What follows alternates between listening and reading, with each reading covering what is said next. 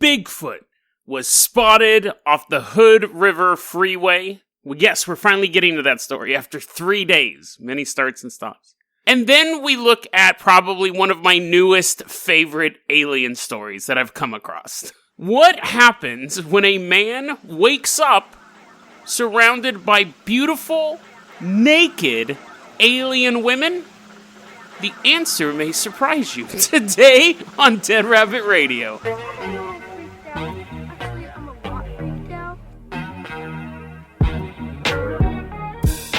Hey everyone, welcome back to another episode of Dead Rabbit Radio. I'm your host, Jason Carpenter. I'm having a great day. I hope you guys are having a great day too. Hope you guys had a great weekend. We got a lot of stuff to cover today, so let's go ahead and jump right into this. First off, Hood River, Oregon. I've been talking about this for days now. I've been saying, oh yeah, we're going to do the story. Bigfoot spotted in Hood River, like a couple miles from where I live. But first, let's do, and then I would talk about some other random topic, or he was going to be in the Kevin Spacey episode, but I could not. That Kevin Spacey episode ended up just being all about him, which is rare, really, for the show. Usually, I do at least 2 stories an episode, but that Kevin Spacey thing was just so bizarre. The whole thing was weird. It was so bizarre that Bigfoot himself was like, me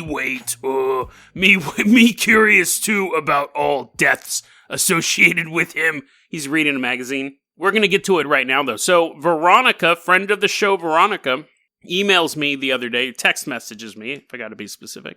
Bigfoot was spotted in Hood River. I was like, what? And she was like, typing. I don't know what her expression was on the other end.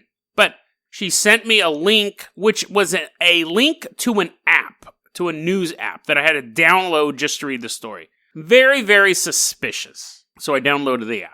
And I know, thrilling narrative here. They're like, did he download the app? I downloaded the app. When the story first came out, it was only available on the app, on this weird local news app.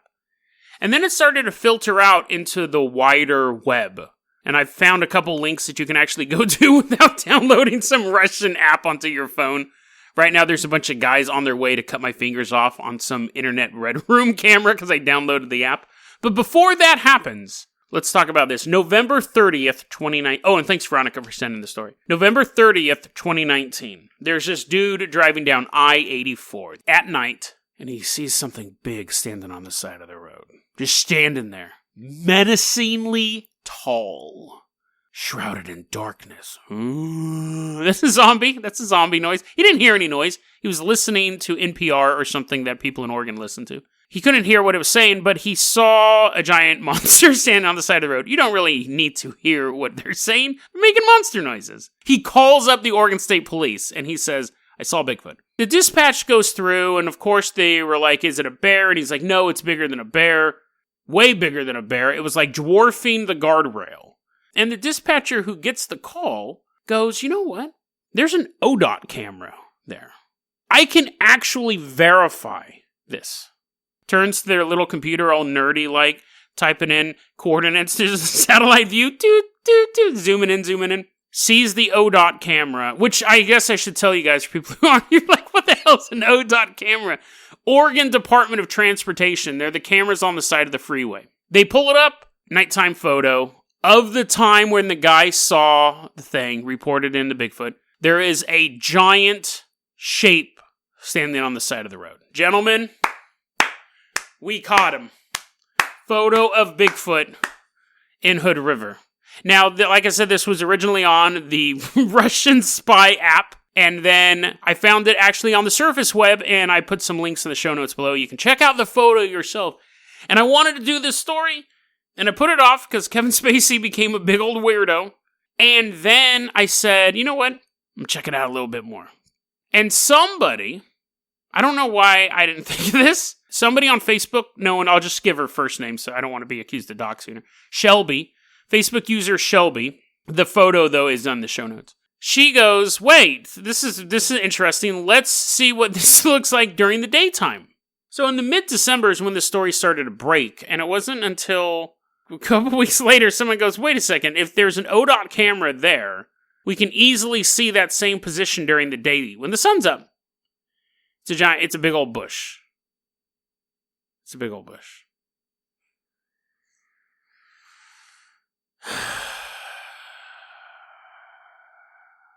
Now, when I look at the nighttime photo, you do realize that it most likely is a giant tree. A giant tree or bush with shoulders. Yes. Has a roundish head. Yes. Big old body. It's tall. It's just the bush. Now, what's funny about this story is that I assumed, and this is the problem with a lot of people who follow this stuff, i.e. me, I assumed that people who knew the area would come out immediately and go, that I've been by there 100 times, it's just a big old bush, it's not Bigfoot. So I was assuming that the due diligence was done. And you're thinking, Jason, isn't this like 5 miles from where you live? Couldn't you have gone out there? I was planning on it. I wanted to get a crew and go out along the freeway and try to find Bigfoot tracks, and it's just a big old bush. So I'm glad that I discovered it was a bush now. So that is the story of the Hood River Bigfoot. You're like, Jason, you really put that off for 3 days? Well, it's good that I did. It's good that I did, because again, if I had announced it earlier, I would have said Bigfoot was in Hood River, and that's simply not the case. Let's go ahead and move on to our next story, though. Our next story, like I said in the intro, might be one of my favorite new stories.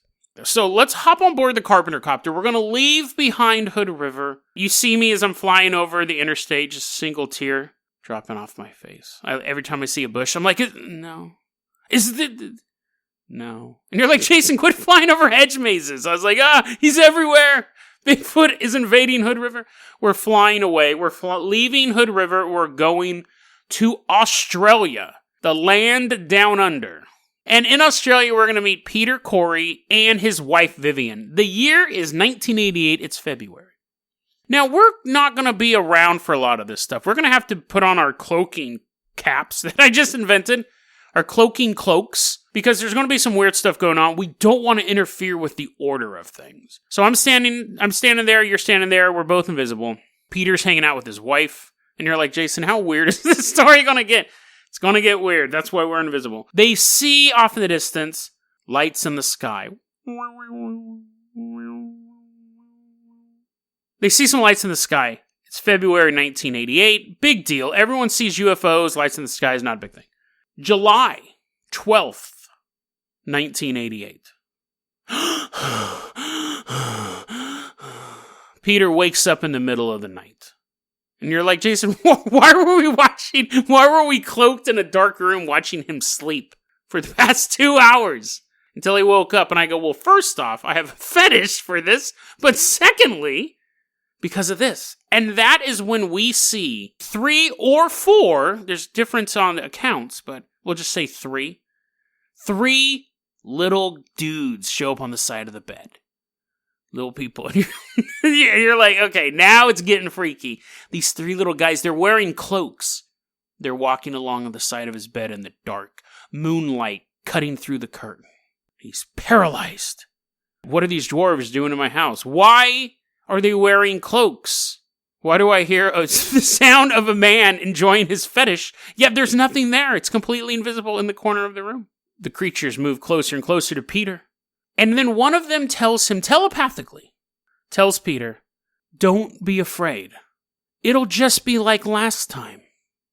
And before Peter can really comprehend what that means, the hooded figure pulls out a giant needle and inserts it into Peter's brain.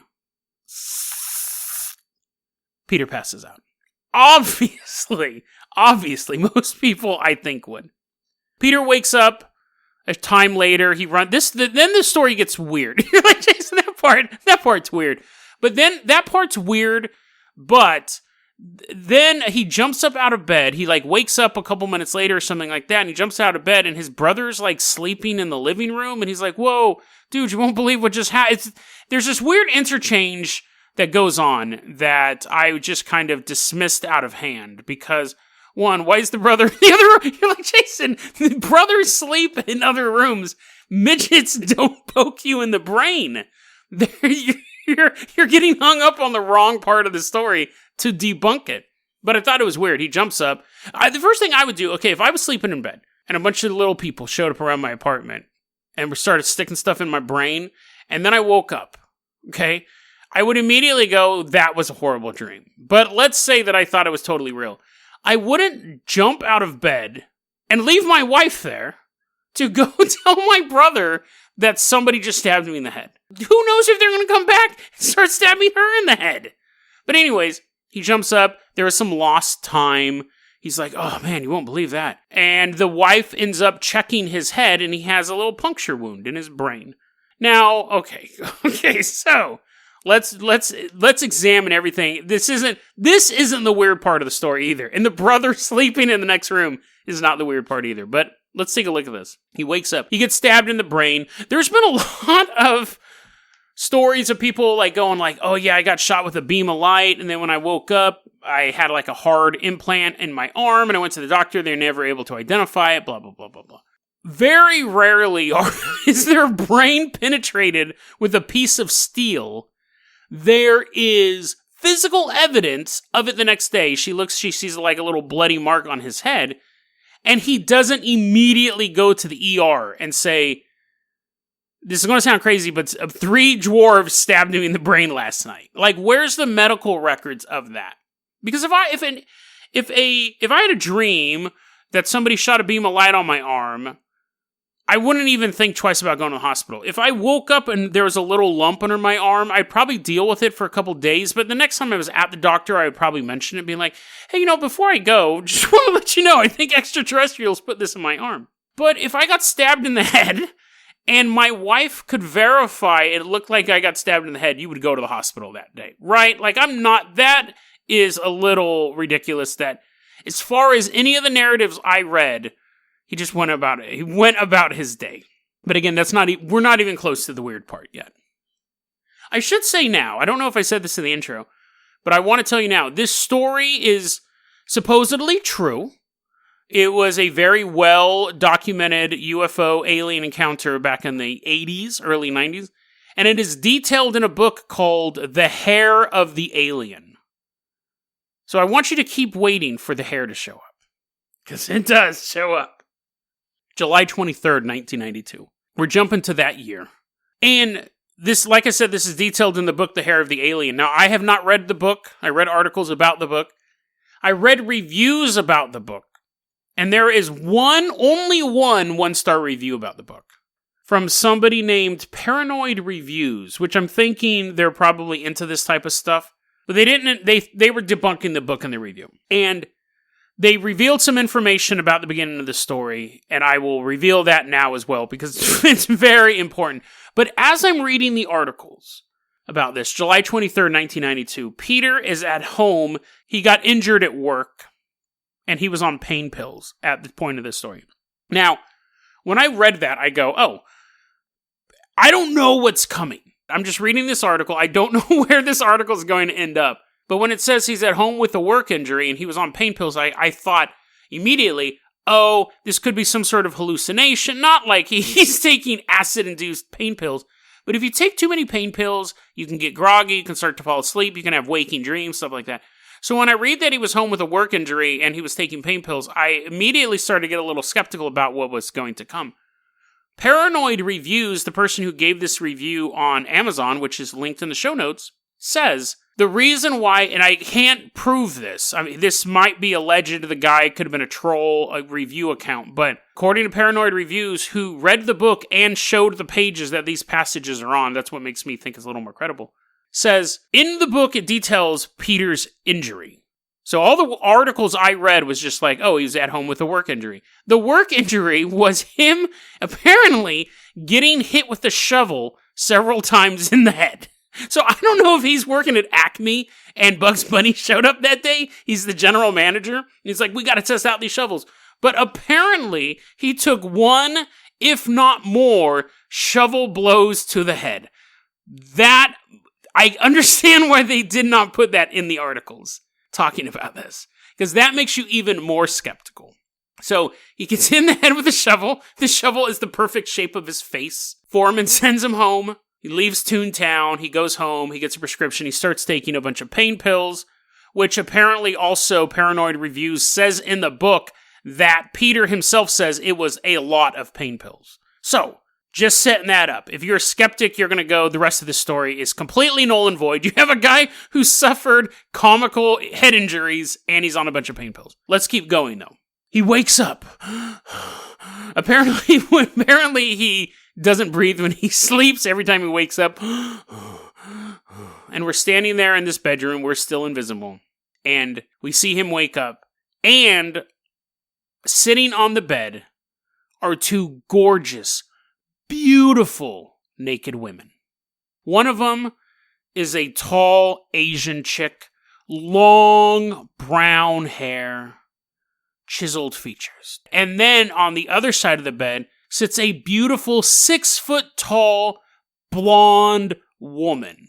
Long, beautiful blonde hair. Now, Peter says he wakes up and he starts talking about how beautiful these women are, but they were too beautiful. Imagine waking up and it's Britney Spears and, I don't know, Constance Wu sitting on your bed. But you're like, Jason, I don't like either. I don't like Britney Spears and I don't know who Constance Wu is. Let's imagine that, whatever, it's the two hottest chicks you've ever seen. Two hottest chicks you've ever seen. You wake up, they're totally naked, but they're too hot. They're too perfect. He said that their faces looked super chiseled. And the implication is they're kind of alien-ish or hybrids or something like that, right? So you got an Asian girl, a blonde girl sitting on your bed. You suffered, that would be worth the brain injuries. You're like, thank you, God. And thank you, that negligent employee with those shovels. Got these beautiful women on my bed.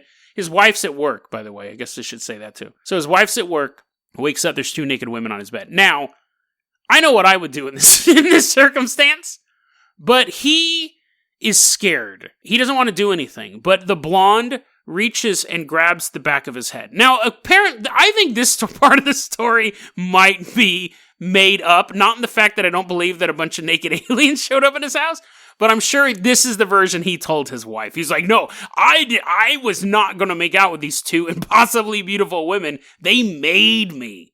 I think he was probably like, it's time for dinner. But his version that he tells us is that the woman grabs the back of his head and she's like pulling his head towards her boob. And he's fighting it. He's like, no, not the boob, not the impossibly beautiful boob. And he's fighting it. And he goes, she was so strong. Can you imagine him telling this story to his wife? He does eventually tell it to his wife. And he's like, honey, listen, I really, really tried hard not to suck on her boobie, but she made me. She was impossibly, she had the strength of 20 alien warlords. How could I resist? And so he's like fighting it, and she's getting his head closer and closer and closer. And then finally, I'm sure the struggle took less than a second. I'm sure the sound barrier was broken. His head was moving so quickly towards her boob. But in his version of the story, I put up the fight. I fought until I could fight no more. He ends up with her boob in his mouth. Nipple, to be specific, not the whole boob. He didn't distend his jaw. He's not an anaconda. So, this isn't even the weird part. Okay? We haven't even gotten to the hair yet. We've not even gotten to the hair. So, now he's suckling on an alien woman's nipple. Now I'm going to pause for a second. I'm going to take a drink of this delicious Diet A&W root beer. And I want you to guess what happens next. Peter says he doesn't know why he did this, but he bit her nipple off. Bites into her boob with such force that her areola and nipple slide off of her boob. Now they're in his mouth. And he says, here's his actual quote. The expression on her face was like, this isn't the way. In a way, it was shock or confusion. That's saying it like you ate a woman's nipple, and to go, that's weird. She seems shocked and or confused. You're eating her, so that is normal. That doesn't mean she's an alien. Back to the quote. In a way, it was shock or confusion. She looked at the Asian one and looked at me. This isn't the way it's supposed to happen. You've done this wrong. Now, she doesn't actually say that, apparently. That's kind of the way he's looking at her face. So he has bit off this woman's nipple. The woman is like, what? What's going on? That's not the way it's supposed to go. And then he swallows it. Ghoul? And when he swallows the nipple, both women immediately vanish. They could have at least stuck around to give him the Heimlich, but they don't. He begins coughing. Has a little catch in his throat. Now, those suck. I hate it when you have a catch in the throat. It's even worse when it's a human nipple. He goes into the bathroom. Has this nipple stuck in the back of his throat. He goes to drink water to get it, to flush it out, right? And then he's like, drinking water. It doesn't work. He still has a nipple in his throat. And then he's like, oh man, I have to go to the bathroom really bad. I just drank a bunch of water. And then his penis starts to hurt. He's like, oh, ow. You're like, Jason, damn it, Jason. Didn't you just do a whole episode about people getting their balls crushed so badly they died? Yes, I did do that episode, and you guys hated it, by the way. You guys hated that episode so much. It was hilarious. How many comments were like, dude, seriously? So now, I do not have a CBT fetish either. I just think this story's hilarious. This dude, he's sitting, people are just shutting the podcast off now. No, don't shut it off. This guy, he's sitting there, he has a nipple in his throat, and he's like, oh, my penis. It hurts so bad. And he's looking at it, and he can't figure out why it hurts, but it's burning really, really badly. And then he pulls back his foreskin, and he notices that tightly wrapped around it are two long, thin, blonde strands of hair. And they're wrapped so tightly that as his penis is getting engorged, which I don't know why it is at this point. I don't know if he has a CBT thing, but his penis is getting bigger. The strands aren't moving. They're wrapped so tightly. He's, it's burning him. And he has to it's a deadline, man. You got to undo these wires. He's like slowly unwrapping these yellow blonde hairs. There's one. Okay, just one left. It's getting bigger. I mean, because he still has a nipple in his throat. Now, he unravels these two blonde hairs that were magically wrapped around his penis. I'm sure is what he told his wife. He puts him in a baggie.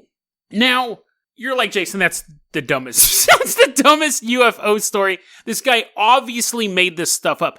Do not. Okay, this is where all of that stuff is weird. But now we're going to get into the bizarre. So we have a guy telling a story. I woke up, there was two naked chicks in bed with me.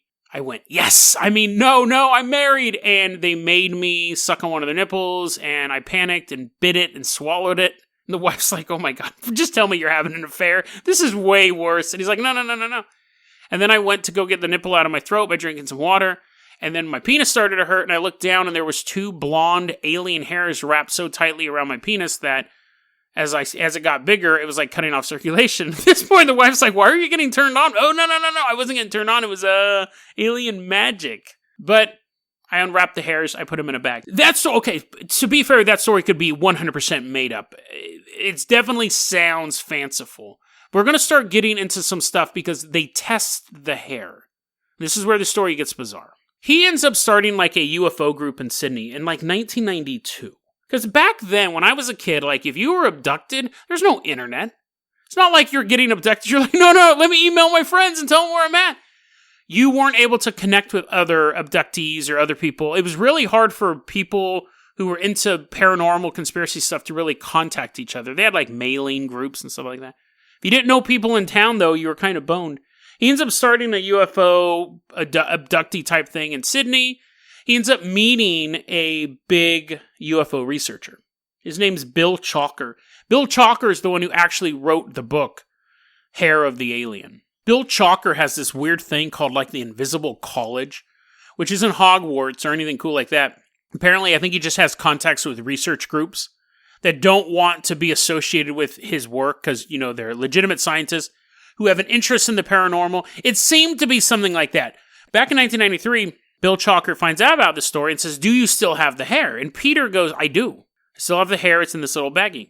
And Bill Chalker sends it to get DNA tested. So this is where we get a lot of real interesting, weird details. They're human. It's human hair. And you're like, Jason, that's not weird or interesting. But you didn't let me finish. This gets scientific, so I'm going to read this from the article. The Think About It Docs is where there's a website called thinkaboutitdocs.com. It'll be in the show notes. They have a lot of really, really weird stuff on there. I've been going to the website a lot lately. I'm going to read this directly from their article because I don't know how else to put it. Quote, after thorough testing of the hair samples, the scientists of the Anomaly Physical Evidence Group, which was Bill Chalker's group, arrived at a startling conclusion. The thin blonde hair, which appeared to have come from a light-skinned Caucasian-type woman, could not have come from a normal human of that racial type. Instead, though human, the hair showed 5 distinctive DNA markers that are characteristic of a rare subgroup of the Chinese Mongoloid racial type. A detailed survey of the literature on variations in mitochondrial DNA, comprising tens of thousands of samples, showed only 4 other people on record with all 5 of the distinctive markers in the blonde hair. All 4 were Chinese with black hair. And you go, well, she just dyed her hair. The everything on this seems to be pretty well researched, because of course you just have the guy telling the story, but they took a sample of his hair, they took a sample of Vivian's hair, it didn't match either of theirs. The hair was not chemically treated, because I guess when you do chemically treat hair, it makes it harder to get like that mitochondrial DNA, something like that. I know with like Vivian's hair, it was a hard time because she does dye her hair. So they're like, this was blonde hair that was not chemically treated, that only matches people of an Asian descent type. And even then, it's so incredibly rare that there's only been 4 people who have been matched with the same setup. So who are those 4 people? They flying around spaceships? No. But they are, however, for the most part, connected to a particular region in China. It gets weird, guys. A region in China where we have found mummies of white people from thousands of years ago. You have a blonde woman and an Asian woman appear in his bedroom. The blonde woman's hair gets wrapped around his penis. That matches a DNA sequencing of Asians from an area where we know for a fact Caucasians were settling in. There is a place called the Taklamakan Desert. It's in China. It's like one of the 16th biggest desert. I had to do a bunch of research on the desert, and it's a weird place as well. And they found in the area the Taklamakan mummies. Tall, Caucasian people buried in the clothes and the customs of the culture out in China. These mummies are hundreds of years old, thousands of years old. Been there for a long time. And people don't know where they came from. Historians go, they could have been from Iran. They could have been from Eurasia. They're definitely not indigenous to China, though. White, can't really tell the hair, but they were definitely Caucasian, and then there was Asian mummies near them as well. Taklamakan Desert. Nobody knows what that name means. There's lots of different theories what that name means. Let's look at the name of the desert, Taklamakan Desert. Nobody knows what this word means. They have a few theories, though. They think it could be Uyghur. They think it could be a Uyghur word. They think it could be a Turkish word. They think it could be a more local word for what this desert means. But no matter who named it, these are the 3 English translations, depending on whether it's Uyghur or the other 2 things I named. Here are the different names. Abandoned place, place of no return, or the place of ruins. And now we've cracked open the conspiratorial egg of a lost civilization. A place that has mummies that are close to 4,000 years old. I just had to look it up. I just had to go close to 4,000-year-old mummies of Caucasian and Asian descent. In an area that was named so long ago, we don't know why it has that name or who named it, but it means a place of ruins, an abandoned place.